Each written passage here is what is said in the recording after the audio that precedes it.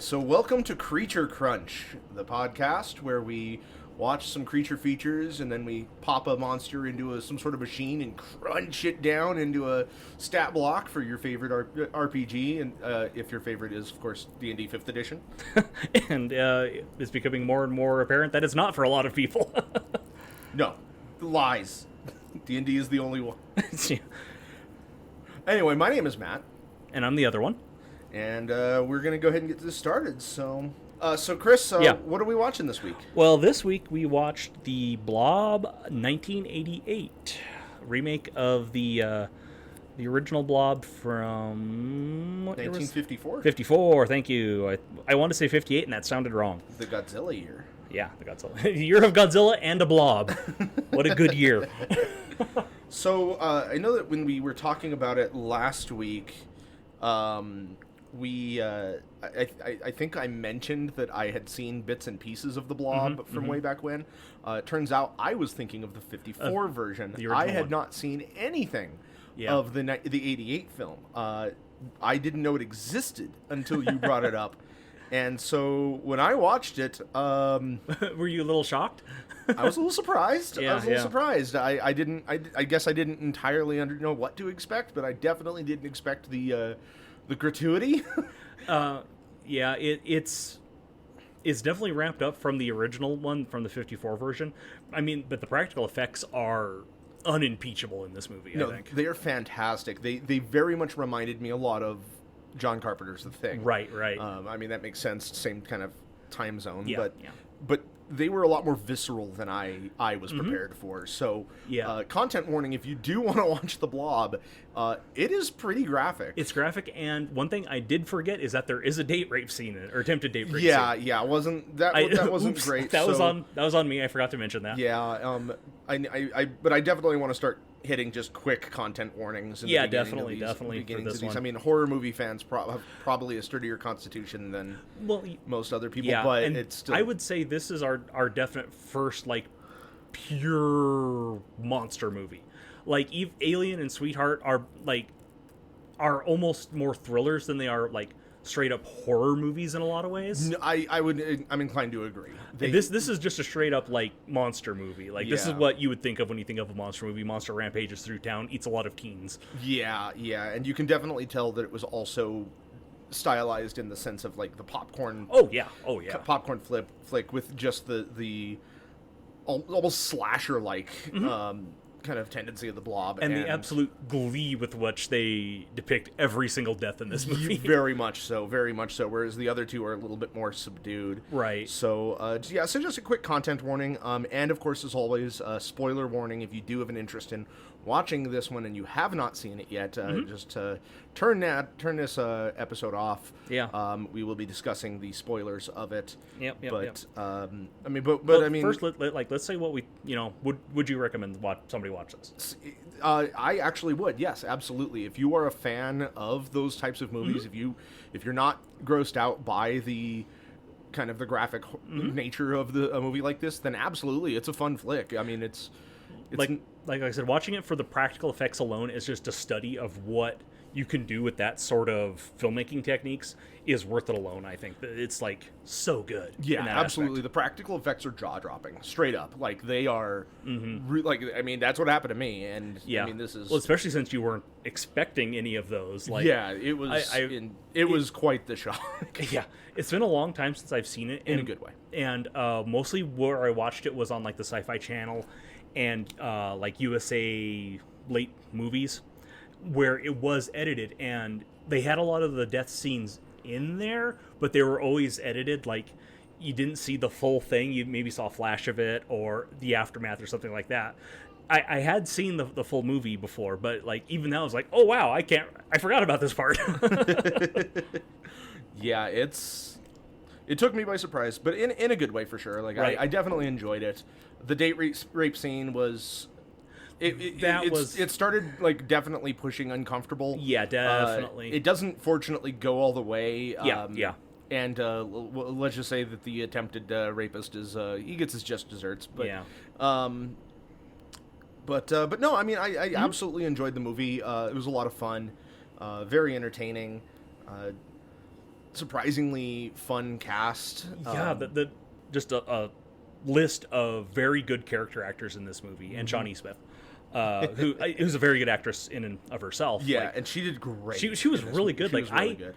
Didn't put two and two together that she was the main person in this movie, and like she's also like one of the main characters in the Saw franchise.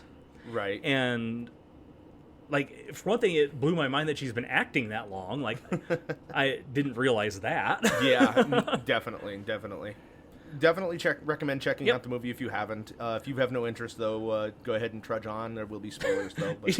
Come on, listen to this synopsis of a movie you don't want to watch, or...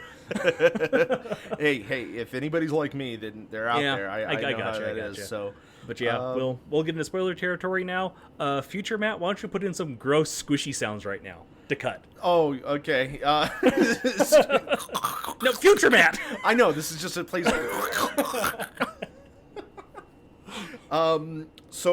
But real quick, I did want to cover as well, if you do want to watch this one, you can, at least at the time of this recording, you can check it out on Amazon Prime. You have to rent it, unfortunately. Rent it or buy it, yeah.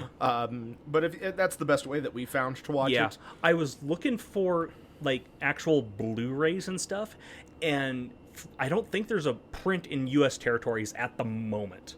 I know that Shout Factory, I think, has released it in the past, but I don't think it's in print at the moment. Okay.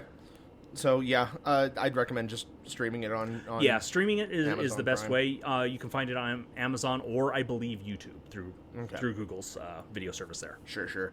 That's how we watched it at any rate, was Amazon. But so let's talk about some of the development of the movie, I suppose. I didn't delve up a huge amount of information other than it was directed by Chuck Russell, who... And, like, this blew my mind when you were telling me about this. Like, before we started researching it, we're like, okay, Chuck Russell, Chris, you mentioned that he didn't have a... he didn't have a TV tropes page. Yeah, so it's like okay, sure, he directed this and then maybe some TV stuff. Yeah, and then I looked into it, and it's like, okay, no, he directed Nightmare on Elm Street 3. It's like, okay, that's a good movie. I like that. Yeah, and then he directed The Mask. Jim Carrey's The Mask. Jim Carrey's The Mask. Yeah, yeah, didn't expect that. Kind of came out of left field. But I don't know. Like, I can kind of see like a larval mask in the Blob in a lot of ways. Just I definitely see what you mean. mean. Like the sense of humor with the effects and stuff like that, and like the fact that it should be disturbing at the same time. It's really funny in places. I can kind of see a larval blob or a larval mask here. Yeah, you can like see shades of each. Yeah, of what he's going to be doing in 6 years. Right. But then he really threw another curveball. He really zagged on us on this one when he also directed The Scorpion King. Yeah, with Dwayne Johnson. Dwayne the computer man. the CGI terrible effect Johnson. Yeah. That's right. Ooh, yeah. Man. So I do have an affinity for that movie. Like, it's terrible. It follows up the Mummy movies, which are really fun, but I still it has a place in my heart just because it's really bad. It is one of the jaw-droppingly bad movies. Yeah, and it has sequels. And that's what gets me. Yeah, and the fact that Mr. Russell was tied to all of these was just mind-boggling. You okay? My water tasted weird. Oh, okay. Like I got dust in it or something. Blah. Don't do that. And then, so the lead characters, the only two that I really had note on were, of course, Shawnee Smith. She plays Meg Penny in the film. And then, of course, like you kind of said earlier, she would go on to play Amanda in the Saw films. So she does a really good job in this. I think she does pretty good in Saw films. So that's kind I haven't seen the full oeuvre of the Saw movies. I know you went through.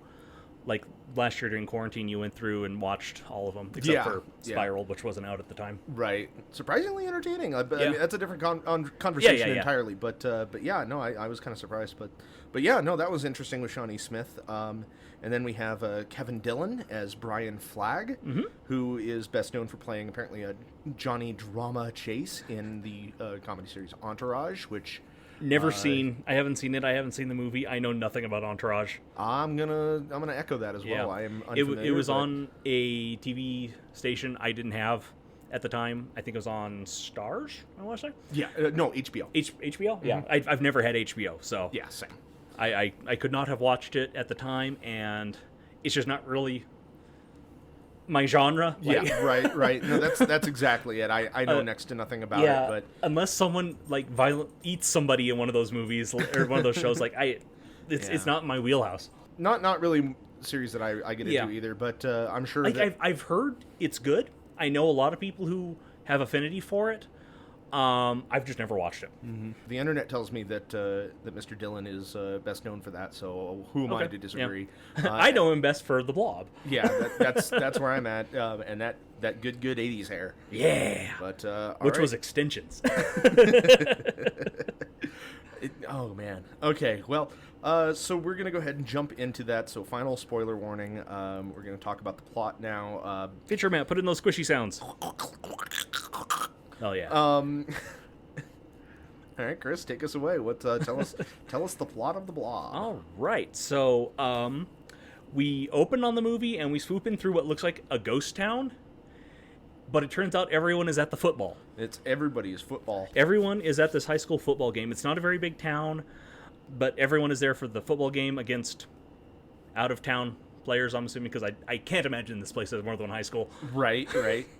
I mean, I know that Hollywood doesn't really understand how small towns do. Right. But anyway. Yeah, it's your basic high school movie stuff. You got football players going after the cheerleaders, and then who looks like our main character, Mr. Paul, is tackled into a bunch of drinks that are left precariously near the football field. It's like they're in the middle of the field. It was a very, very odd choice. I don't know. I don't know much about I wouldn't football. have put it there, but hey, I am not a children's football coach, in case the players get thirsty. Yeah, and Paul gets knocked through the drinks, and I'm pretty sure he gets concussed. He's playing football. Guaranteed he got concussed at some point. But it's the 80s and he's playing football. Like, that kid is long for this world. It's definitely establishing him as our main character. Yeah, he's the all-American kid. Yeah, and you can tell he's even though he is football, he's also getting a little bullied a little bit. Well, he's getting pushed around by his friend Scott. Yeah, and you can tell he's got a crush on the cheerleader. And she kind of likes him, and he asks her out, and it's kind of cute and stuff. Yeah. And then we get look at another one of our main characters, Mr. Flag. Yeah. Who is riding his bike and looking real cool, and he's got a long, curly mullet thing. Yeah, he's 80s hair. 80s hair. This is like an 80s movie. Like, oh my gosh. It's a period piece. It's an unintentional period piece. Yeah. It's a very specific snapshot of late 80s America. But yeah, we get Flag, and he riding his motorcycle. He crushes a beer can and throws it in the woods, so he's a litterer. Ooh, bad boy. Woodsy's gonna kick his ass. Yeah, he's gonna die first, I'm sure. He tries to do a cool jump over a ravine and doesn't. He chickens out. Yeah, but wipes out anyway. And then we see, like, another character. We see the garbage collector. Is that what he's credited as? Oh, I don't know, because like I've seen him called the hobo. Sure. In other stuff, which I mean, for one thing, isn't a great term to call somebody. No. But also, he has a house. He does. He's not unhoused. He has a house. He's just off the grid. He lives off the grid. He's got a bunch of hubcaps stapled to his house, and he wears frying pans on his feet. Yeah, pan feet. Feet. That's what I refer to him as. Yeah. Pan feet. He puts frying pans on his feet, and he uses those to crush cans, presumably to sell them later, because that's his job. I guess. I don't know, or it's just a thing he does. He picks up after Flag. Right. Then we jump to the local diner where we see the sheriff of the town, whose name has escaped my head. Sheriff. I didn't write it down, so I know I wrote it down. Herb. His name is Herb. Sheriff Herb. Yep. He's trying to get with Fran, the server at the diner, who is an absolute delight. I love Fran. She is like my favorite character in this movie. Yeah, no, I really enjoyed Fran a lot. Like I fully imagine like this film, like, okay, they're gonna hole up in the diner, and we're gonna have Right. we're gonna have Paul and Fran and Meg and yes, of course, Flag. Yeah. And it's gonna be like a almost like Shaun of the Dead. Yeah, exactly, like a zombie apocalypse thing. Like Fran definitely came across as like the supporting lead. Right. So. And she's kind of flirty towards the cop, but kind of reserved. It's really cute. It felt genuine. Yeah. It very much felt genuine. I don't know if I've seen her in anything else, but she was really cute and good in this. I liked her a lot. I liked her a lot. Then Mr. Herb leaves the diner, runs across Flag, tells him that he's gonna age up past juvie pretty soon. He's gonna go to the big house. Yeah, because Flag is a known troublemaker in town. Well, yeah, we saw him littering, and he's got a motorcycle, and he smokes. And, he's got a leather jacket, He's a bad boy. He's a bad boy. Bad to the bone. Bad boy. Got to turn him good. He can be fixed. I can fix him. Whoa, Chris. Whoa. Flag goes to his place of employment, Moss's repair shop. We see Chekhov's snowmaker. Mm-hmm. And Flag gets some tools to go and fix his crashed motorcycle out in the forest. Yeah. We flash back to a garbage collector, and the great big meteorite comes crashing down into town, or out on the outskirts of town in the forest there. Mm-hmm. And I guess garbage collector is the only person to see it? It is out in the middle of the woods. I know, but it I don't know. I think if a meteorite hit close to where we live, I'd notice. Maybe not. I sure as hell wouldn't. Yeah, I guess not. The sky is the enemy. I don't know. But, yeah, I mean, suspension of disbelief. Yeah, I didn't take note of that myself. So, I mean, then again, this is what you do in 80s sci-fi. Right. Like, you got to have it crash. Well, land, I mean, it's very much a throwback to 50s style horror, right? 50s and 60s, right? And that's totally something that happens. They're meteorite crashes overhead. There's the drunk in the forest. He takes one last swig of his bottle and he throws it in the woods and stuff like that. Right. This is a throwback to that. Okay, absolutely. So we flash over to Paul and his friend Scott, who are at the pharmacy right before it closes. And Scott is trying to buy condoms because he is going to get with a girl tonight. Yeah, he is. He goes to buy them. The pharmacist gives him kind of a mean look. Now, can I actually interject here really quick? Yeah, what you got? I freaking love the pharmacist. He's a cool character. I love him to death. When he first popped up, my very first instinct was, is that freaking Bruce Campbell? Yeah. I was like, no, that's clearly not Bruce Campbell. And then a little bit later, it was like, no, he's got hints of Jon Favreau. This is so it's like, oh my gosh, he's like the fusion. He's like Braun Campro or Juice Favbell. I don't like either of those. But he's got a very distinct face. He does. He's got a very it's in a weirdly charming way. Kind of, yeah. Almost like this is a guy I would like to know, but I also would not want to get on his bad side. Yeah. But and then while Scott is buying the condoms, his reverend comes up to give him a talking for. Nope. And this dude from moment one don't like Reverend. Yeah. He pops up. I remember the scene. He pops up over his shoulder, and he's got this like a little goblin. Yeah, it's like the look on his face is just like, no, I want you to crawl back in the sewer where you came from, buddy. Yeah. Oh, it's another thing where this actor is just so good at doing what he does. He really brings a lot to what is an insignificant part. Yeah, no, I didn't like it. Didn't like it. Mm-hmm. He starts to chew out Scott for buying condoms. Scott blames it on Paul, and both the pharmacist and the reverend start giving Paul the mean looks at that point. Yeah. Clearly this boy is... Well, we know what this boy's about. Yeah. Poor Paul. I feel bad for Paul. He kind of gets the short end of the stick in this movie. He's a good kid. He's a nice kid, yeah. And then is it then when we cut to the scene at Meg's house? Yes, we do. Eating dinner, and the mother the tells Kevin not to eat with his face. Yeah, my favorite line in the movie. The hell am I supposed to eat with, Mom? Yeah. I love that so much. That's such a bizarre line. I understand she's like, don't put your face into the food, but... Right. The implication is clear. The the communication is clear. Like, I understand what she means, but the words, it's the words that are just puzzling. Yeah. But anyway, carry on.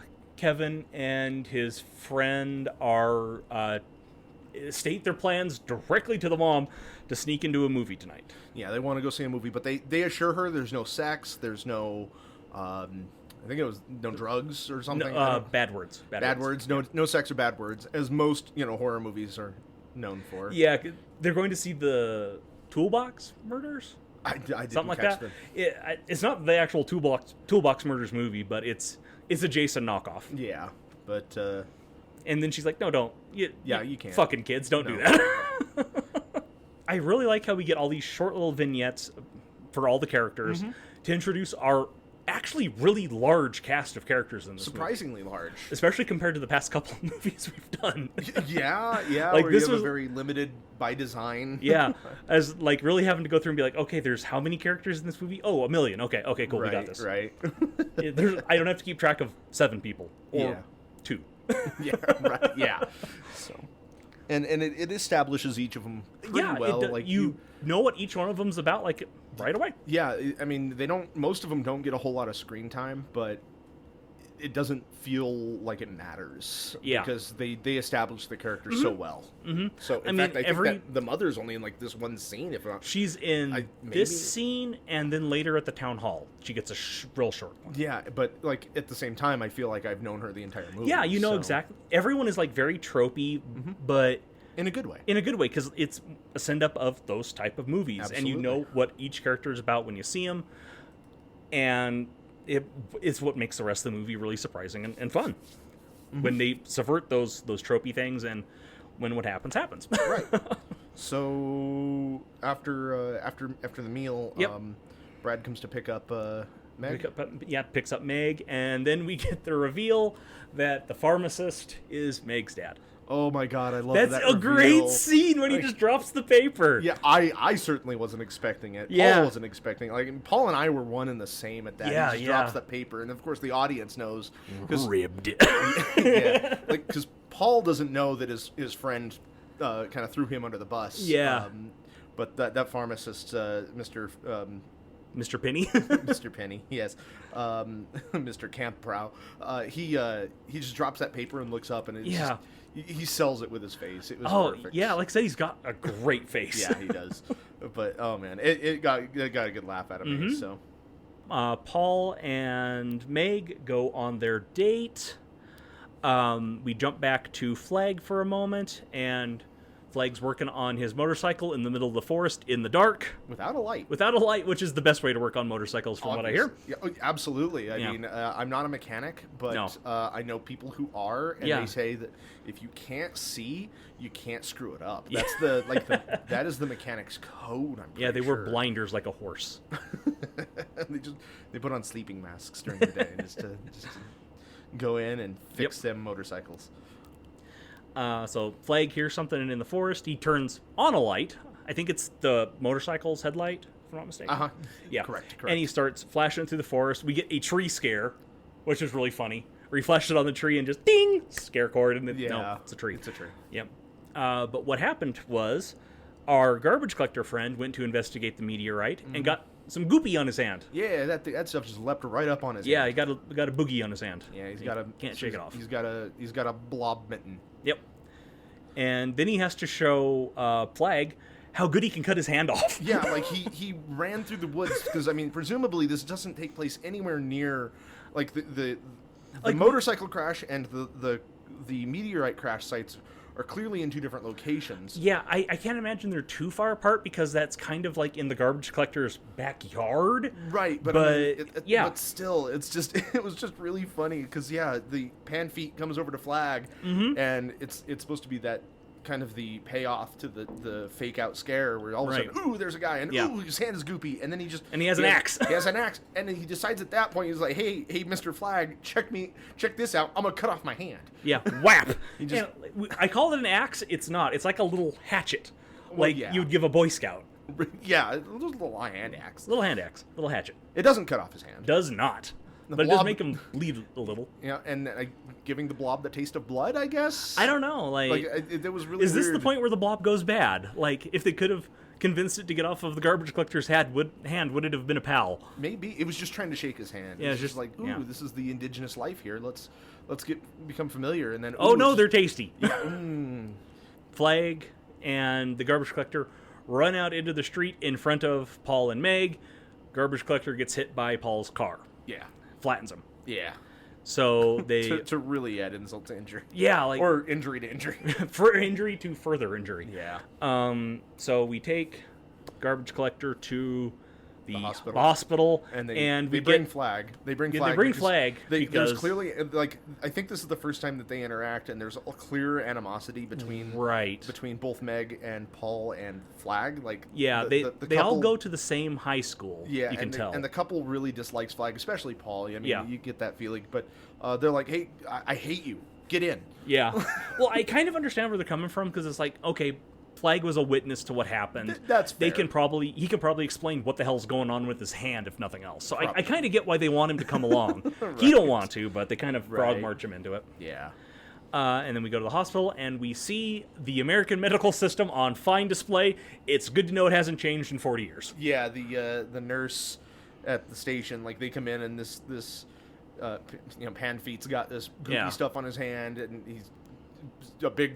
I mean, I don't know if you can see it very well, but he tried to cut off his hand. He's got clearly some sort of hand wound. Yeah, he's been hit by a car. He clearly needs emergency medical attention. And she's just like, "What insurance do you have? Do you have Blue Cross?" Yeah, it's like, oh my man, God. Yeah, like that's a America represent. Yeah, like that's. Well, I had to go to the emergency room last summer, and that's basically what happens. That's what it is. They don't care. I wasn't quite that bad, but I was still in a lot of pain at the time, and they were like, no, you have to fill out all these forms, give us your insurance card, and I'm just like, get my fucking guts better. Right. Yeah, and I mean, that's kind of what's going on here. And then, and then Flag leaves. Yeah. Like, he leaves, and he's just like, you know where to find me. It's like, in the woods? I assume he has an address of some kind. We never see it. But I assume he does. He's even more homeless than Pan-Feet is, as far as I'm concerned. Yeah. We hear about his mother later, so I assume that there's a place where they all live. I don't know. But leaving Paul behind to fill out all of these medical forms for the garbage collector. Yep. So this is shaping up to be one hell of a first date for poor Meg. Yeah. You feel for him. Yeah. But Meg's taking it in stride. She's a good girl. They really are like the all-American couple for you have to flash back to that 50s thing. Like, these are definitely our main characters. Nothing bad is going to happen to them. Absolutely. Well, I mean, bad things are going to happen adjacent to them. They're going to be witness. Yeah. And they're going to get through it. They're going to be fighting tooth and nail. Mm-hmm. And I'm excited. I'm excited to see their struggle for survival. Paul goes to get Meg a soda and looks in at the garbage collector and sees what looks like his torso trying to crawl away. Yeah. His torso's making a break for it. Yeah, there's stuff going on under that sheet, that's for sure. So Paul goes to check it out, and he opens up he pulls open the sheet, and there's no garbage torso. collector is half the man he used to be. There ain't no torso there. Yeah. And I did really enjoy this scene because Paul immediately runs to the doctor. The doctor is having a conversation with presumably another patient. Well, it's the patient's spouse. Like, I got this, it was very clear what was going on. Her husband had some sort of surgery done, and they were, discussing how to go about physical therapy for him. Sure. Like, it was very much, Paul walked in on another movie. Right. And it really, again, the world building, I think, is really good. It's because really it's like, good. Okay, this is a living, breathing world. And, of course, the doctor's like, excuse me, I'm with somebody. And then Paul is just like, no. No, you need to see right, this. You need to come right now. This ain't cool. Yeah, no. And I got a lot of believability out of that scene. Yeah. I really enjoyed that. But, they go back and they see that garbage collector isn't. Pan-Feet's not doing so hot. No, he's pretty well gone at this point. And then what is it, like? Paul is filling out some more forms or something like that. Is he calling? I can't remember what he's doing next. I think he calls. If memory serves, he goes through the phone. Okay, and we see a much bigger blob starting to droop down behind him in a little pod, like a pseudopod. Mm-hmm. And Paul, get out of there. Yeah, there, Paul. You better escape, buddy. Oh, he don't. Well, it cuts away. We don't know. He might be okay. He's not. No, Chris, I have to believe. No, he's not. But he's our main character, Chris. No, oh, man. No, he is the fake-out main character. Oh, dang he is our first named kill. Yeah. Meg goes in and that's a shot. that's what separates this movie like from the pack. Yeah, you get the shot of Paul like trying to burst out of the blob and just being suffocated in his there. Oh man, like suffocated and dissolved at the same time. His melty face was quite the effect. Like yeah, it's and it's all practical stuff. That was the actor in there like trying to breathe. Yeah, if memory serves, I was doing a little bit of research and I saw that it wasn't supposed to be the actor in there during that scene when Shawnee went in to investigate, and she was legitimately shocked to see the actor in there. Yeah. So that's a very raw response. It is a very genuine reaction. And it's effective. It is very, very effective, and that is where you realize what this movie's about. So this isn't a 1950s monster movie. This isn't, the teens team up to destroy the monster. This is a slasher movie. Right. It was. Oh boy. This is a slasher movie with impressive practical effects. Cops come on the scene, and Meg is sent home with her family. The blob is just gone. The blob is gone. He's missing. He's MIA at the moment. I had to assume that they arrested the blob. Put a sheet over him and hustle him into the back of a police cruiser. They had to have. I mean, he's murdered 2 people. I'm sure the police will nip this in the bud. They got him arrested. They're going to do their due diligence. And as we all know, we can trust the police to do anything. Yeah, no, the police are... I can't finish this sentence No, already. you can't. So, but they did arrest the blob, for sure. Yeah. Oh wait, no, they they arrested Flag. My bad. Well, they bring Flag in for questioning. They don't arrest him, because that's a plot point. That's fair. But it's like... What? Why are they bringing Flag in other than he's like the known bad boy in the town? Well, because he was there briefly. Yeah, he's a suspect because he set foot in that hospital and is clearly capable of melting a dude. Yeah, does he have a history of dissolving people? Right. Like, did he get up to dissolving hijinks in high school? Yeah, it's like, on one hand, I understand the logic of, okay, he's obviously a witness of some kind, bring him in. And then they're like, no, you murdered these people. You're a murderer. You're a murderer. You melted the man. Yeah. I mean, I guess it's kind of implied later on that there is no body. But yeah. There's an awful... Herb later says, like, they can't charge him with anything. There's no motive. There's no evidence. There's no blood on him at all. There's no way he could have done this. And the deputy's like, yeah, but he's Flag. yeah. I don't know. They didn't. I did notice that they did not check his ability to dissolve a man. Yeah, they didn't. So. But it's like, how do you prove that? What if he just decides not to? Like, I don't know how to melt this man. I'm not a cop. I don't know. Oh, okay. That's their job, not mine. Yeah. But and they're bad at it. So then we get to. We get a little bit of an interrogation between the two, and Flag has. Actually, maybe I'm jumping ahead? Hold on. Well, I am jumping ahead. I am jumping ahead because they're in the middle of the interrogation, and that's when we cut to the bad scene. Yeah. That's when we cut to Scott and Vicky. I didn't catch her name. Yeah, and they're making out in a car, getting drunk. Well, Vicky, it's implied that Scott has slipped Vicky something, like, because she very like spacey. She's out of it. She is like 3 steps removed, and and he seems fine. Kind of pass out when he goes to get some drinks, but yeah, and he has an entire like mixology thing in his trunk, and like, and he does that statement where it's like, oh, you're wearing my ring, that means you're my girl, and then he's got that Ziploc baggie full of class rings, and it's just like, oh, this is the skeeziest man I've ever seen. I hate it's so gross. I hate this kid. Yeah, this guy's nasty. He is so nasty, and we stay on that scene for such an uncomfortable amount of time. It's not great. I mean, he goes back into the car. He notices she's asleep, and he starts. Well, I don't think she's asleep. Well, okay, he thinks she's asleep. He yes. starts unbuttoning her blouse. He starts molesting her, and it's like she's a corpse, dude. It doesn't go too far. No, but it goes. It's enough. It's enough. The intent is there. And I want the kid to die already, and then he does. Yeah, it was great. All right, we see the blob coming towards the car, like rustling in the grass, like it's a Pokemon or something, and yeah, it's like, yes, come on, Blob, do it, Blob. Yeah, and then Blob does. Yeah, but I mean, then we have the second like most intense scene that we've seen up to this point, or the second we have the second instance of like crazy good practical effects because like he's reaching down her shirt and she turns her head and her head is like concave, her face is like it's like she swallowed an entire lemon. Right. And then here comes Blob. Yeah, it's man. Yeah. But you know like what? I said, you can tell they had a blast designing these death scenes. Absolutely. And then we get the satisfying death of Mr. Would-be Rapist. Yep. Bye, Scott. If only this would happen to all rapists, the world would be a better place. We need a blob against rapists. We cut back to Meg's house, and we get the really bizarre scene where Meg's dad is blaming Paul for melting. I knew he was a bastard. He melted. Instead of taking good care of my daughter. Yeah.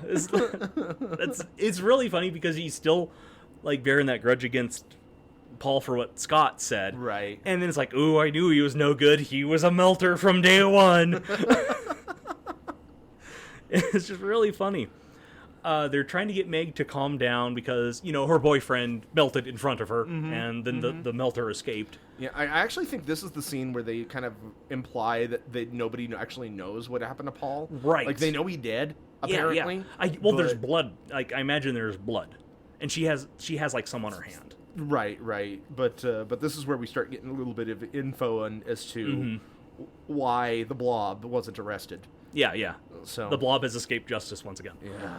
Well, if he hadn't escaped justice, the Blob is I know the Blob is a vigilante. Yeah, the Blob exists in a gray area of the law. He's a loose cannon. That's the word. Yeah. The Blob is a loose cannon. They're gonna have to turn in his badge and his Blob. No, he's a loose cannon who fights by his own rules. And you know what? I respect him. He's not the Blob we need, but he's the Blob we deserve. Exactly. Or something. Sure. Yeah. Yeah. the Batman quote. Yeah. Anyway, so but is it now then we cut back to the police station? Yes. So and well, we see the Blob like escape from eating Scott and Vicky. Okay. And for one thing, it's huge now. It growed big. It growed. And also, I don't know what Scott's ring is made of because it did not dissolve. It's just floating around inside of it. That's right. Well, it's a plot point. So, I mean, it's clearly made of pure skis. Yeah. And that doesn't dissolve well. Okay. Or at least the Blob doesn't want it. Yeah. It doesn't want it. Like, it's going to eject it later. Yeah, it tastes bad, yo. Yeah, it tastes like yuck.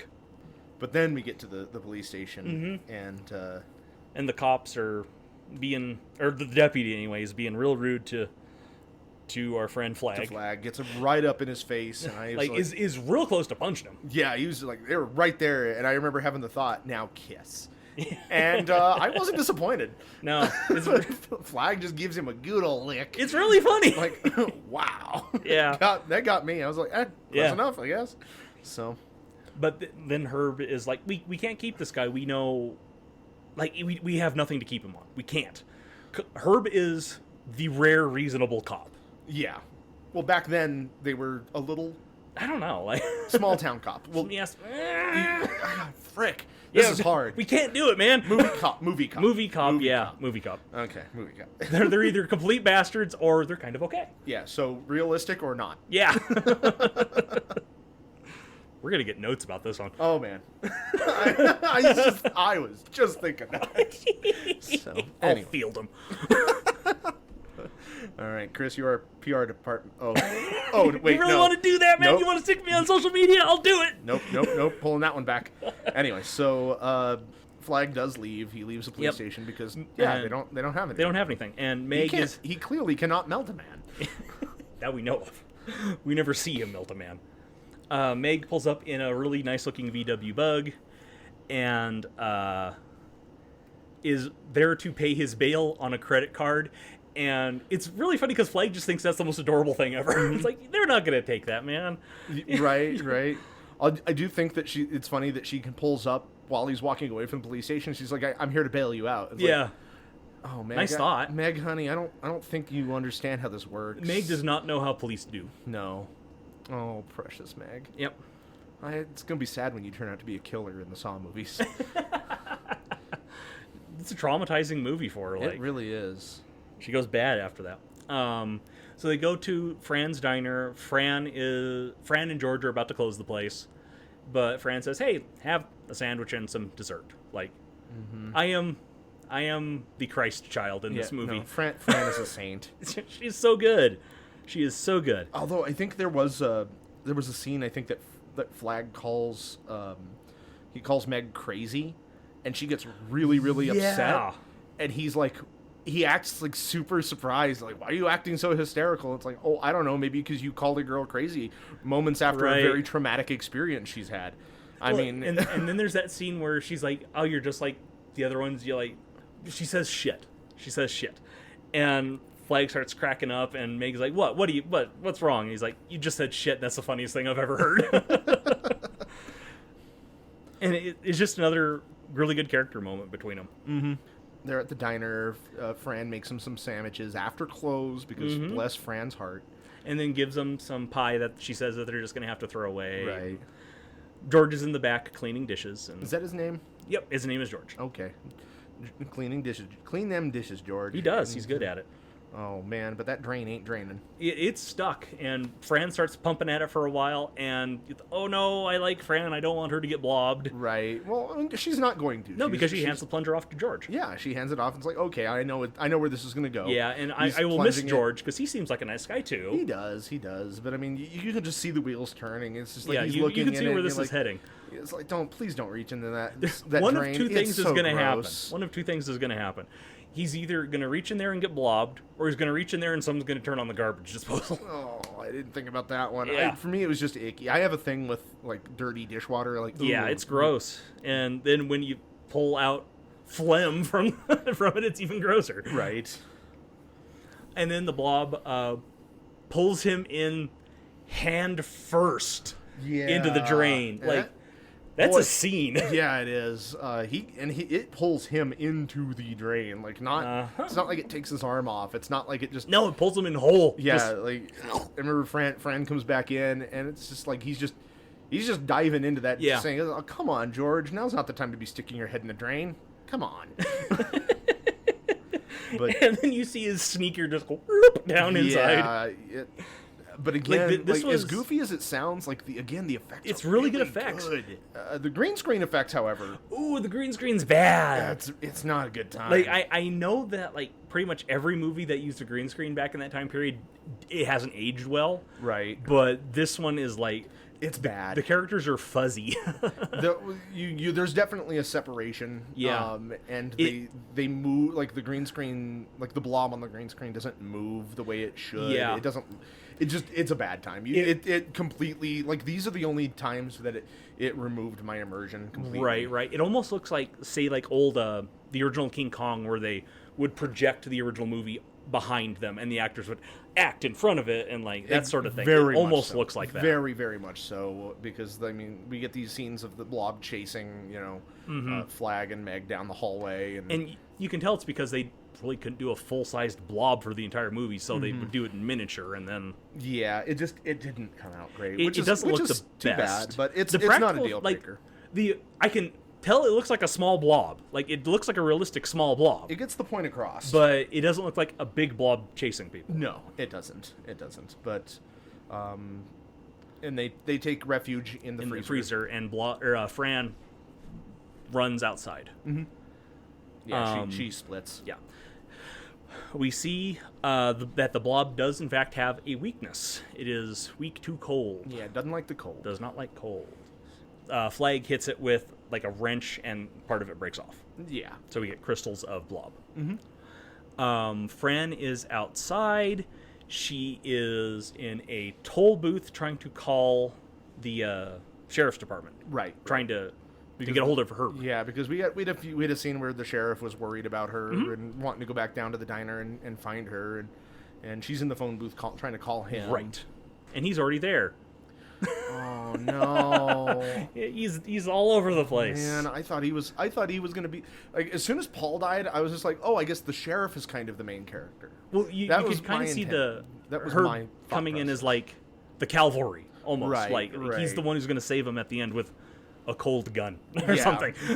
Yeah, his Mr. Freeze origin story. And then while Fran is in the toll booth, his body just goes boop against it, and it's super melty. Oh, yeah. Like it looks like somebody just took his skull and stretched. Yeah, like I mean, he's made again, of good plastic, effect. I was sad that it was an off-screen death. Yeah, like I would have liked to have seen that happen, but oh well, it's effective as it is. But I was very much more distracted by my concern for Fran. Oh my gosh, this toll booth scene is terrifying. Poor Fran.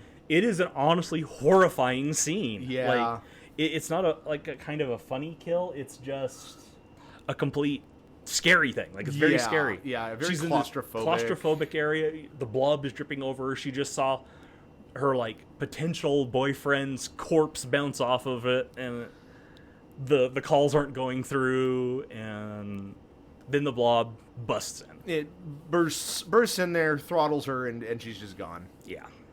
Which is really sad. I really liked Fran. The blob escapes into the sewers. Mm-hmm. As you do. And Flag and Meg use Flag's key, which is a brick, to escape from the inside of the diner. Right. It was locked. I don't think we mentioned that. It was locked. No, the diner was locked. They were closing. Yeah, they were closed. And is it then where they meet the government? We're getting close to that. Okay. Because what happens next is the Reverend goes inside the diner. The Reverend shows up and he's like, "Hey, what's going on? Why is this diner all busted up?" Goes inside. He sees a cat eating some jelly that Flag and Meg knocked over. Mm-hmm. And then he takes some frozen blob chunks. And he is way too excited at the prospect of somebody being hurt in this mess. Like, when he comes in, he's like, "Oh, is anybody hurt?" And it's just, no, dude, you're a creepo. Don't like this man. Don't like this man at all. Meg and Flag run to the police station to try and get a hold of Herb or somebody, and we get a brief cameo by Scruff McGruff the crime dog. He's on a poster in the background about child abuse. Oh, I did not catch that. Yeah. Oh, okay. Well, I actually remember that poster. I'm doling out some good wisdom. Okay. But the secretary or whatever you want to call it, receptionist. That's the word I'm looking for. The receptionist. Yeah, she tells them that the deputy is out in the woods with the team looking for whoever killed Paul. Mm-hmm. So they rush out there to try and tell him that, hey, everyone's dead and there's some big blobby thing eating everyone. You should probably come help us with that. Right. And that's when the military shows up. Okay. The all of the people in hazmat suits. Yeah, yes. Scientists with guns. Yeah. They say they are here on a microbe hunt. Mm-hmm. We're introduced to Dr. Meadows, who has a face that I instantly trust. Like, this guy, honestly, this guy has just this very... The people in this movie have good faces, Chris. Yeah, he's got a really good face. He's got kind of a soothing voice. Oh my god! I would. He's like a teddy bear grandpa. Yeah, I love him. You should hear him talk about dinosaurs. Yeah, because that's weird. He's trying to allude that. I don't even. In retrospect, I'm not even sure what he was trying to imply. The implication is that a meteorite fell to Earth, or a meteor hit the Earth, and microbes came out of there and killed the dinosaurs? Yeah, I thought he was meaning, kind of suggesting the blob had done it. Yeah, that's kind of what I thought, too. But we find out later that that's not really the case, and he knows it. But, he's trying to allude to this. He's like, the dinosaurs, died out almost overnight. It's I don't think that's how it happened. It was a longer process, my man. I think that's not true. Yeah. So maybe Dr. Meadows isn't quite the level-headed guy that I thought he was. He's a little off. Uh-huh. And then we cut to the theater. Okay, there's the theater. Yep, we get the theater. We have Kevin, Meg's brother, and his friend, whose name I can never remember, watching. Headphones kid. Yeah. He has Walkman headphones on the entire time. in the theater. Yeah. And it's like, what are you doing, you little mutant? Ooh, I'll punch you, kid. But they're getting heckled, or not heckled, but like distracted by a person behind them who is like chatting. He's chatting to his date. He's chatting and spoiling the movie for them. And that's an issue. It's not great. No. We zoom into the projector room of the theater where we meet, I'm sure, our new favorite character, Hobbs, who complains about it being very hot. Yeah, because he notices the air conditioner has stopped working. Yeah. So the vent is not blowing he anymore. calls the theater manager and is like, air conditioner's out, manager. No, it's not. You're fine. Okay. So he puts on his little glasses with headlights on them, sticks his head into the air conditioning unit, the vents. The air ducts. It's not as dumb as it sounds. It's the air ducts. And gets blobbed. Yeah. And we knew it was going to happen. We knew it was going to happen. When the theater manager comes up and sees Hobbs, that is the most disgusting scene in the movie. See, I must have blocked it out. I actually don't remember. Where he's all like plastered to the ceiling and he's like dripping down. No, that's right. His face is all stretched out, but he's still partially alive. And it is grotesque. Yeah, it's pretty graphic. Yeah, it is. Then theater manager dies. Blob's racking up a impressive body count by this point. Oh, it hadn't even gotten started yet. We haven't got started yet, yeah, but he's getting there. We flash back to Flag and Meg in the woods with the scientists. Flag wants to leave. He doesn't want to go with the scientists because he actually has a good head on his shoulders. But they have a dog. They have an attack dog. Hazmat suits guys have an attack dog. Yeah, who I'm sure helps with the microbe hunting. Yeah, absolutely. He's a microbe sniffing dog. Yep. We get a little back and forth with Flag and Meg. We're at the, I guess, second act breakup with them. Yeah, they're in the back of the paddy wagon. In the back of the microbe huntmobile. Yeah, and Flag wants to leave, but Meg is like, no, let's be sensible. Let's just go with them. But Flag's like, no, I don't. I have a problem with authority. I have a problem with authority. So I'm just going to jump out of this moving vehicle. You can and come they never notice.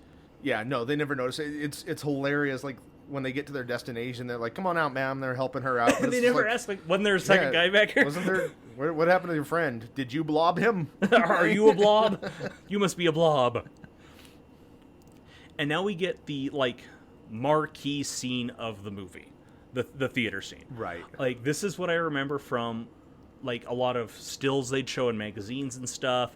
When they do a trailer on Sci-Fi or USA, like, this is the scene they pull from. This is the scene they pull from. This is the blob, like, stuck on the back of the theater, overrunning the projector, the video turning pink, and yeah, it's very good. It blobs the entire chatty guy first, and the kids run out. They're able to escape, but this entire scene, like, if you suffer from epilepsy, I just skip it. Yeah, it's pretty flashy. It's very, very flashy. It's strobe lights for a solid 5 minutes. I had to look away from it for a few moments in scenes, but yeah, it's still like a good scene. Meg goes to the theater to rescue her brother and her brother's friend. They duck down into the sewer. The blob follows them, dissolves a chunk of Meg's hair. Yeah, it like grabs her by the hair, and I remember again, I had that thought. It's just like, wouldn't it dissolve through? Oh, no, there it goes. Yep. There it goes. They actually put a lot of thought into what the blob can do, like, and how it interacts. Like they described it generally as an inside-out stomach. Sure, is like how it operates, and that gives them a lot of really fun possibilities with something like that, and they take full advantage of it. Absolutely. Flag goes back to the woods and overhears a conversation with Meadows and another military scientist person that the meteorite that fell is actually a satellite incubator thing, and the blob is a bioweapon. Yeah, they created it. Yeah. We are in firm Resident Evil territory here. Yeah, so it turns out that Dr. Trusty Face Meadows is actually a war criminal. Yep. Oops. We got to get a leg up on those Ruskies, man. Oh, man. It's the Cold War. But I just love that I've gotten my notes. Who would win? A surgically efficient government containment unit to protect the world from a mutated bacteria that they created? Mm-hmm. Or one sneaky 80s boy with a motorcycle? Sneaky 80s boy. He gets out of there. Absolutely. Of course he does. So we've got Meg and the kids sneaking through the sewers. They see a little rat floating by on his raft. Yeah. And then the rat vanishes. Oh. Because the blob has eaten the rat. Yeah. The blob freaks out at the fact that it has eaten a rat and, like, comes at them like a wave. Yeah. Yeah. And they run into a catch tank in the sewers. Where the blob straight up murders a kid. Yeah, that, again, wasn't prepared for it. No. Like, you know, you see kids in horror movies and you kind of assume that they have plot immortality, armor. Yeah, they got the plot armor going. And no, not this kid. No. Nope. He is murderable just like everybody else. That blob has no conscience. Yeah, the kid comes out, like, first half digested, looking like Jason Voorhees at the end of Friday the 13th. And yeah, again, intense. And again, very good practical effects. Yeah. Was not expecting that. Yep. So Megan and Kevin are trying to escape now. A group of scientists, one of them being Bill Moseley, shoot at the blob to try and rescue them. Then they're like, no, don't shoot at the blob. Don't do it. Yeah, you might hurt it. You might hurt the blob, but it's too late at this point because the blob has been attracted by bullets. I guess. I don't. The blob has its own motivation. Yeah, but it's enough time to allow Meg and Kevin to escape. Briefly. Yeah, because then the blob starts coming after him again after finishing off the scientists. And we get Flag on his motorcycle doing some cool stunts. Yeah, it's a good thing you just happen to look in that one runoff drain. Right. Otherwise, this would have ended very badly. Uh-huh. But we get a cool stunt from Flag where he kind of half pipes over. Yeah, he does that thing that you see in like circuses with motorcycles and big wheels. Or Ninja Turtle cartoons. Oh, yeah, absolutely. Yeah. Probably ran over a couple Ninja Turtles in the process here. Oh, no. They were eaten by the blob. It's okay. Oh, no. Poor turtles. Yeah. But the motorcycle is no more. Like, it has served its last. Meg and Flag and Kevin try to escape, but the scientists are working to contain the blob in the sewers so that they know where it is, I guess. And they're apparently equipped with bazookas for some reason? Yeah. Like, one of the scientists in the sewers just has a bazooka. The RPG is a common sciencing tool. I'm so out of touch with what was standard issue in the 80s, I guess. Yeah. Well, Flag, like, manages to RPG his way out of the sewer, and then everyone points guns at everyone else. Because we've got Flag with a gun, we got scientists with guns, we've got the deputy with a gun. Everyone is pointing guns at everyone else and shouting a lot. Yeah. But it's a bad time to do that because there's a blob around. I don't know if you remember this. There's a blob around. It is in the sewers. It's right under your feet. It's right under them, and it makes itself known by kind of slurping down on a good old Meadows sandwich. Going inside of his suit and like... Yeah, in this scene, I noticed that it has quite the reach. Like, its pseudopods. That thing's stretchy. It pops out of that sewer and just reaches over and just grabs Meadows. Yeah. And at this point, I think all the scientists realize that their suits are not doing a goddamn thing for them because they all take their helmets off. To be fair, I would do the exact same thing in the same situation. Yeah. So. They open fire on the blob. Because bullets kill Gak, right? Yeah, sure. Then they drop some shaping charges down there and try to blow it up. This dude is, like, the secondary scientist guy is super convinced that he's got the blob's number at this point. Yeah, he's very confident. Yeah, he's like, all right, we got that critter. Explosions kill everything. Yeah, this is a job well done, everyone. Let's go get our medals. Yep. He's ready for that ceremony. Yeah. But the problem is it did not, in fact, destroy the blob. It made it mad and made it big. Yeah, the blob isn't flammable. No, the blob is now kaiju sized. Yeah, it's big. It's big. Big blob. It's a good effect. They use flamethrowers on it.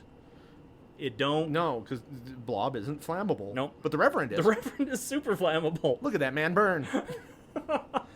Like I said, he's got such a small part in this. He just shows up and reacts to things and gets lit on fire. Right. Well, I mean, when he first shows up and he pops his head over Flag's shoulders, like, my first instinct would be like, oh, this is just a side character. But the look on his face communicated to me that, no, this is a man I need to remember. Yeah. And thanks to the direction, the acting, the whatever, like, I remember him. Yeah. He's a memorable character.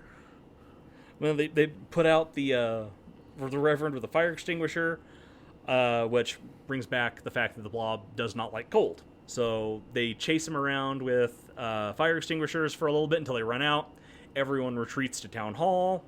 They barricade themselves in. The deputy gets straight up sucked through a bookcase, through a window. Yeah, he gets folded in half Folded by Taffy. in half. It is... Yeah. Like, a lot of these deaths remind me a little of, like, the gratuity of Saw. Yeah, Movies, to bring those up again. Like, it's intense. It's just... It's crazy. Yeah. The fact that it's so fast, too, just plap. Yep. You get sucked right through. Yep. Flag returns to Town Hall driving the Snowmaker. I knew it was going to come up again. I called that. Is that really fair? You've seen the movie before. I know. But like, they make such a big deal of, like, showing it at the beginning and the whole, like, oh, it's going to snow. It's a false summer. It's not real. Yeah, I do think it's worth mentioning that they did establish this thing as, like, it's not just kind of like a weird MacGuffin. Yeah. They do mention in many times in the movie that this town is actually a ski town. Yeah. It's just they're waiting for it to get cold enough and snow for that to come in. So there's precedent for this thing to exist. Oh, yeah. So, it's not just there for that. no reason at all, but they still just, like, they show it. Right. Like, it's the gun on the mantelpiece. It's Chekhov's Snowmaker. Yep, absolutely. Until the blob flips it anyway. Well, you know. And knocks the Snowmaker tank, the fuel tank? I don't know what that is. I don't know how Snowmakers work. Yeah, neither do I. Like, it's where the snow comes from. It's the snow tank. Yeah. And that gets knocked off. Meg blows it up, freezing the blob into crystal chunks, crystal patty. Beat it with a cold explosion. Yeah. It's a Christmas miracle. It's a Christmas miracle. In, like, October. But yeah. And everyone, except for the dead people, celebrate. Yeah, like, I remember the mechanic walking in. Yeah. He walks in and he's like, hey, I told you it'd snow. And it's like, dude, so many people died. So many people have died. Like, don't try to be whimsy on this. This isn't the end of Independence Day, yo. This town's population has been cut down by at least a third. Yeah, this isn't that. I mean, it's great that the blob has ended, but this is not a rejoiceful time. One thing I have to ask is, what the hell do they do with it? Like, they make a mention of, like, they're taking it out to scrapyard or something like that. I don't know. But it's... they would almost certainly have to keep it cold. Yeah. We flash forward to unspecified time in the future. We have the Reverend doing a tent revival series. Yeah, he's all two-faced now. Yeah, because he's got burn scars. He's got an eye that's all blind. Honestly, I think it did wonders for his face. He's no longer as creepy as he was before. It's kind of weird, but yeah, I agree. No, his nothing will top that first scene that he's in. And he's definitely got the, like, Raiders of the Lost Ark Nazi outfit going on. Right. Very much so. Yeah, with the hat and the black coat and everything. It's like, that's what's his name from Raiders. I know that guy. But he goes. Someone asks about his sermon. They go back behind in his little dressing room, and he's got a thawed blob crystal. Yep. In a jar. Yep, and that's where we end. Setting up for a sequel that never happened, because wow, this movie did not make much money at box office. Oh man, yeah. What was it?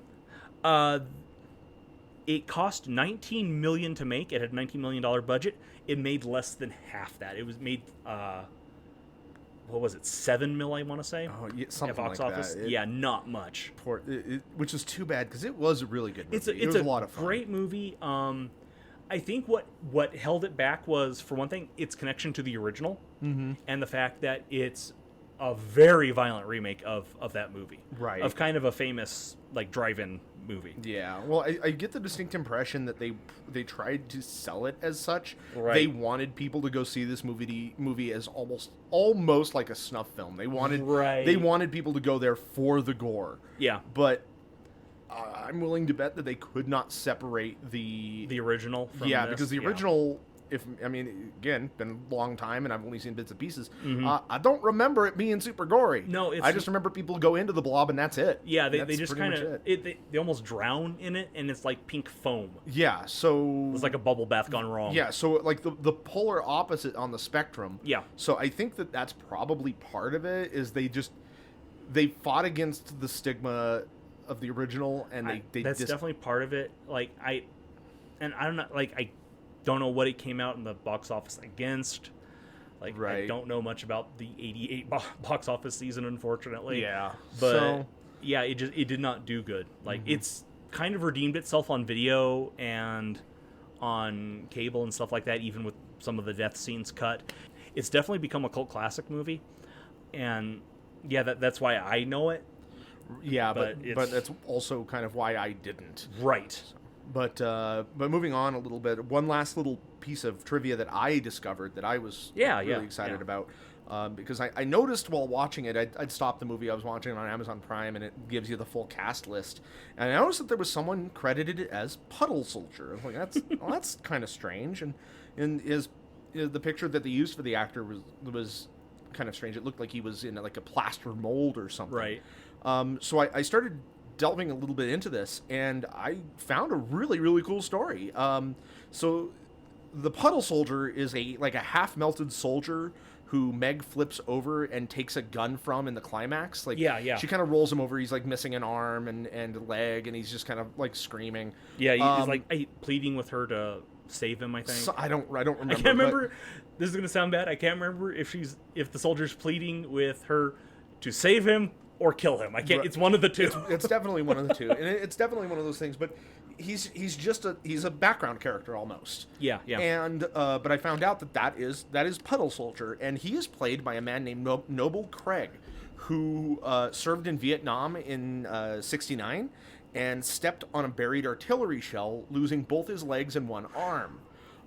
After he returned from duty, he actually made himself a career playing in various horror movies. He played Tim McGraw, also known as the Snake Man, in the film called which is a movie about a mad scientist who turns people into snakes, because of course it is. Yeah, that's going to get on our list, I think. Probably. He played he was credited as a vomit creature in Poltergeist 2.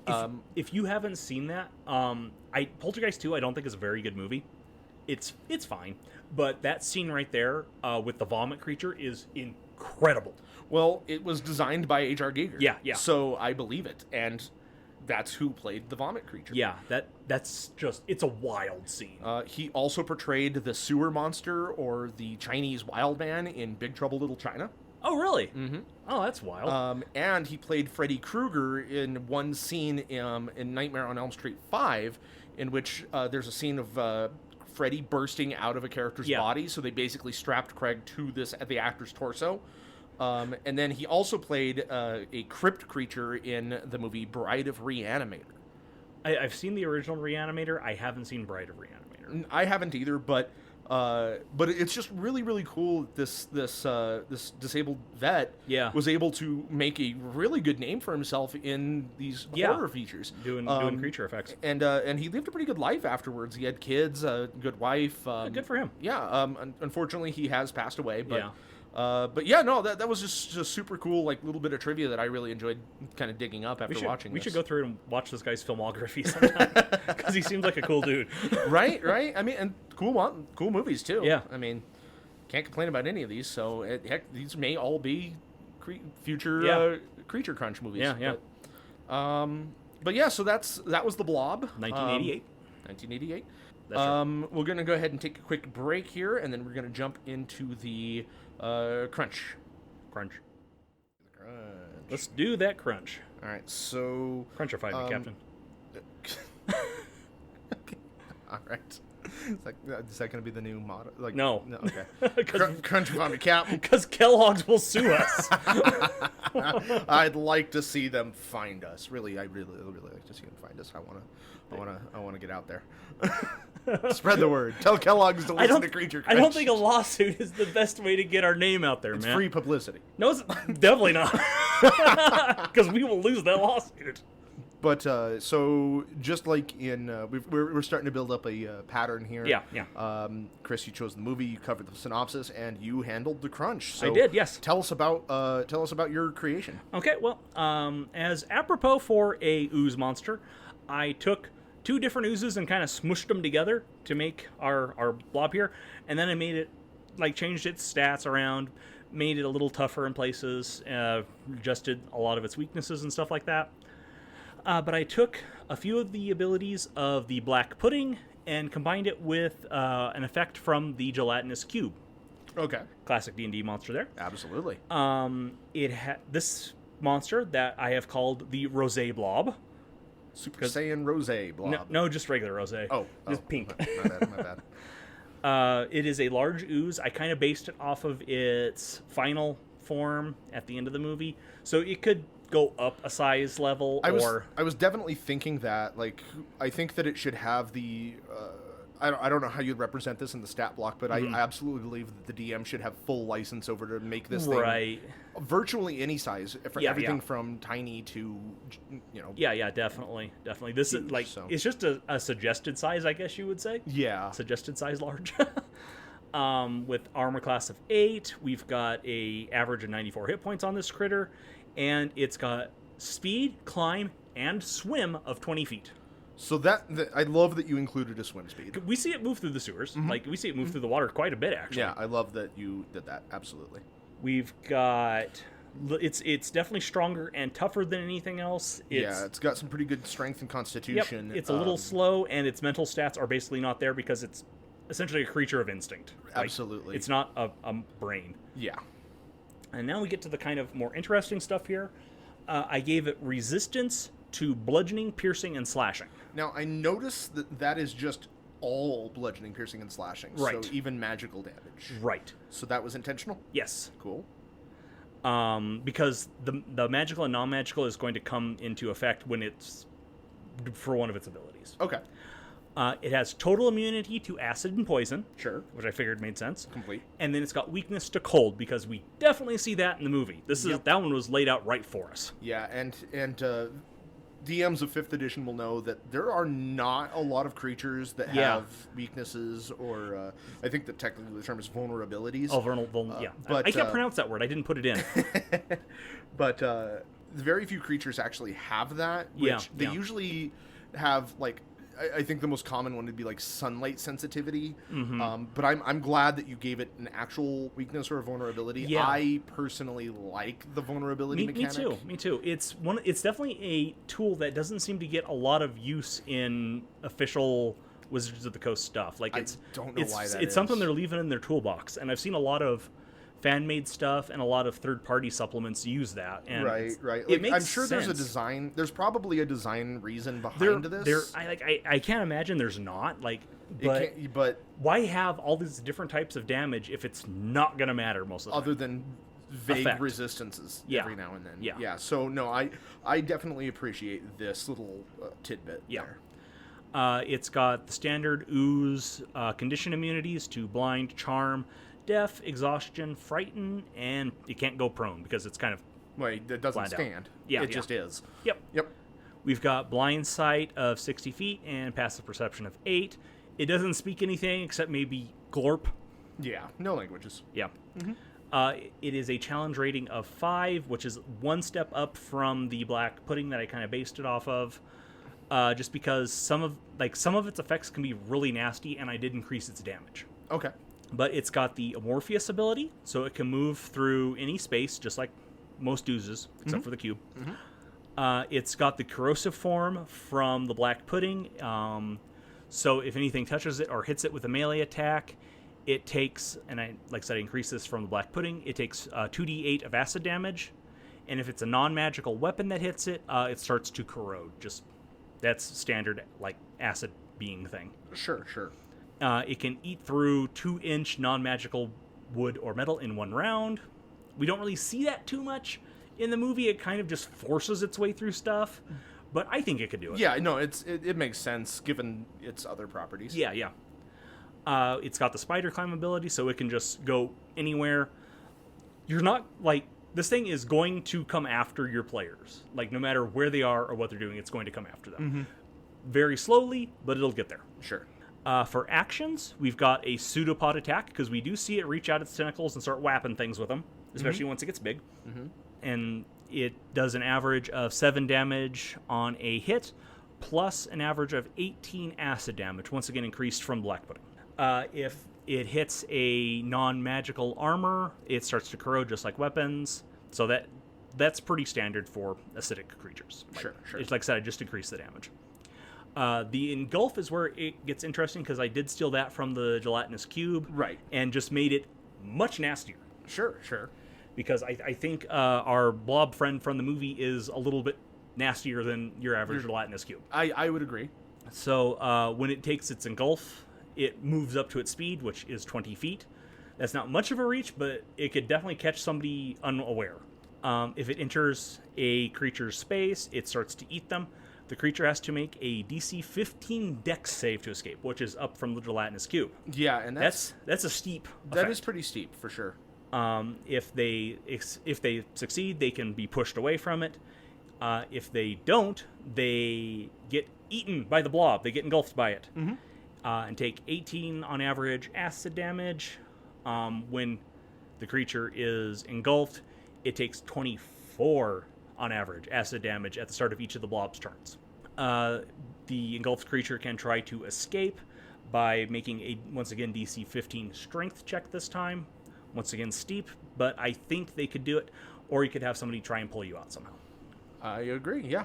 So, I only have 2 notes. All right, really. What you got for me? So, I would say, like, okay, so we've got the pseudopod, and you've got it giving it a reach of 5 feet. You think it should reach further? We see in the movie it reached pretty well across the street.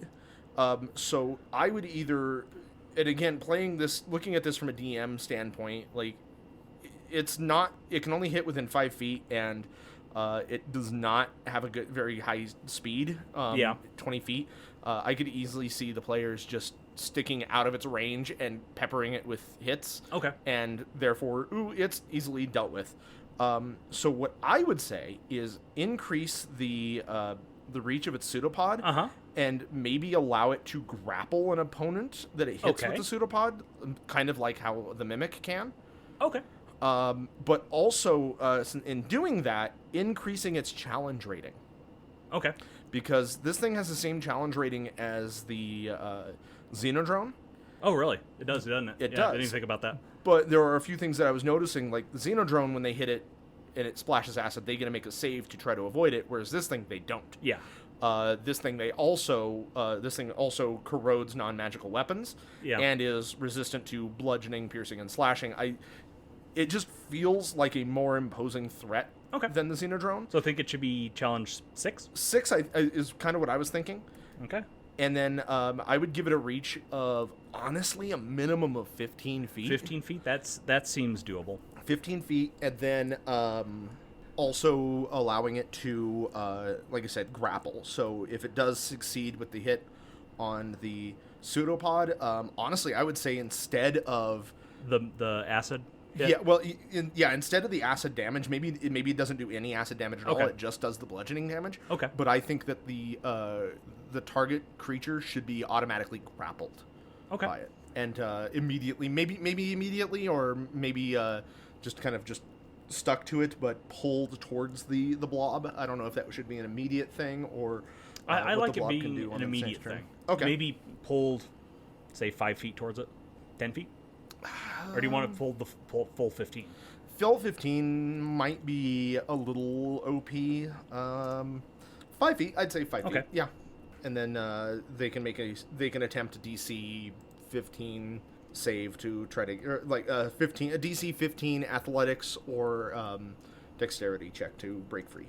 Other than that, I think that fits pretty good. Definitely gives this thing a little bit more of an oomph.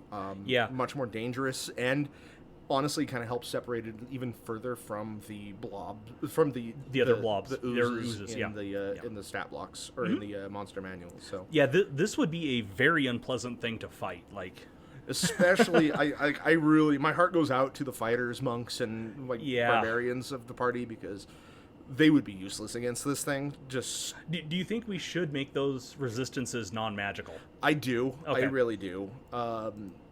Just because otherwise this thing's challenge rating, I think, might be a little bit higher. There we go. We added non-magical, bludgeoning, piercing, and slashing. Because I mean, even with that, magical. Even with that, like your melee fighters are just gonna have a hell of a time against this thing. Yeah. They're gonna take one look at this thing and go nope, and then they're gonna back away. I could see this being less of a thing you put in front of your players to fight, and more as a threat to get them out of an area or keep them out of an area. You could easily see that, yeah, or maybe just like a race against the clock. Yeah. So no, I really dig it. Cool beans. And then I had fun thinking of this because like there's not a whole lot of oozes in just the standard D&D stuff in the basic rules in the monster manual. Most of them are in various adventures of some kind. So there's not a whole lot of them, and they do kind of the same stuff. I was real tempted to try and find some way to simulate its growing ability, like the ability of it to grow throughout the thing. That ended up being a little too much. Yeah. And I didn't want to have to adjust for variable challenge ratings and stuff like that. Right. Because that's when I said that this thing was kind of modular in that a DM could just make it different sizes. It occurred to me that it would have probably different stats for each size. You would, which might make for a creature kibbles thing. We could probably do like maybe one or two variants of this thing for that. But not creature critter kibbles. Critter kibbles. Yeah, which is on our Patreon. Yes. So that's it for the crunch. All right, pretty easy crunch this time for a big blobby boy. Yep. So next time it is my turn to pick the movie. And I think I know what you're going to pick. I think you do too, because I've been talking about it. And I talked about it a lot during our episode 0, and it's one that I'm really excited for, if for no other reason than nostalgia. But I have chosen to watch Carnosaur. This is going to be fun. Yeah, it's the 1993 Carnosaur.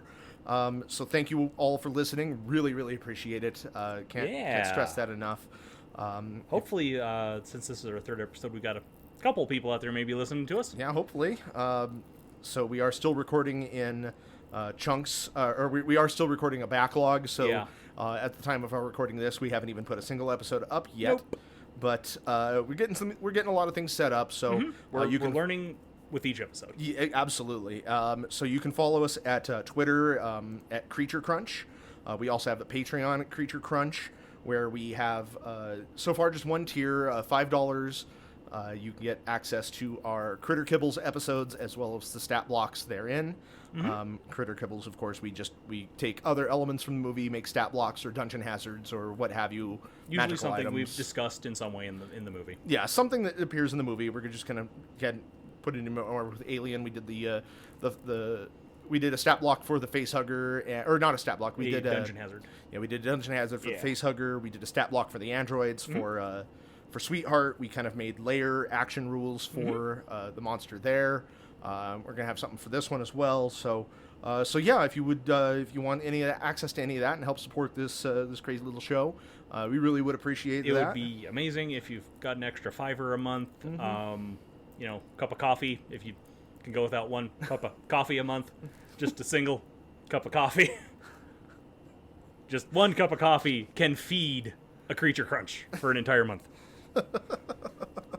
You can come on, folks. Come on, folks. Give that cup of coffee to the Creature Crunch. If you want to reach out to us directly, you can contact us at creaturecrunchpodcast@gmail.com. If you would like us to cover a specific creature movie, feel free to shout that out and suggest it to us. Absolutely happy to look into that. We'd love that, because we're kind of going off of our own nostalgia and stuff we half remember. Yeah. I mean, I've got a few movies on this list that I've not seen. We've got some good ones loaded up in the chamber. I'm not saying we're not, but we can always use more. But yeah, absolutely, would love to get that any feedback as well. If you can leave us a review. But yeah, we really do appreciate that. And if you want to follow our other things, Chris, where can we find you? You can find me on Twitter at the Library C. That's CEE. And you can find me at Danny_Hamsteak on Twitter. And if you would like to follow our other podcast, we've got an actual play D&D podcast called Shouting at Dice, available wherever you find podcasts. Wherever fine podcasts are sold. Yep. So, thank you again for listening, and we will see you next week. Keep on crunching in the free world.